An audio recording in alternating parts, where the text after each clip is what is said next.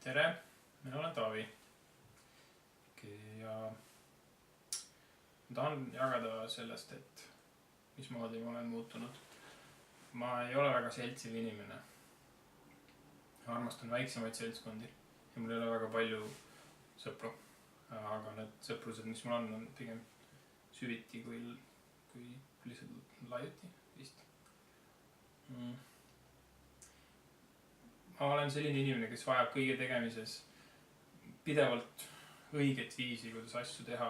Kui ma ei tea, mis on õige viis, siis ma ei taha üldse seda teha. Ja Brian ja Mallory andsid mulle vähemalt osaliselt enese teadmata eeskuju. Kuidas muutuda rohkem Jeesuse sarnaseks. Ja näiteks kuidas kuulda Jumala häält või ühesõnaga konkreetsed meetodid ja vahendid millegi tegemiseks. Kõigepealt te seda, siis te seda. See on täpselt see, mida ma vajan, täpselt see, mida ma soovin.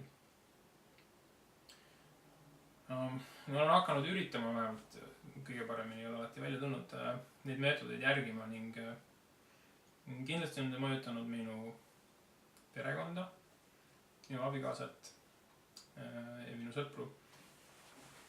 Ehkki nad on kindlasti olnud veidikene umbusaldavad alguses, et mismoodi saab igaüks kuulda Jumala häält või sarnased küsimused, siis on ikkagi selgelt näha, et nad on nagu natuke kadedad, nad tahavad ka seda saada. Ja ma olen teinud otsuseid oma elus, et ma tahan saada paremaks. Ma tahan olla Jeesuse jünger ja teha seda õigesti, nii nagu peab tegema. Ja enne ma olin paljude asjade suhtes segaduses, otsapidi alla andmas.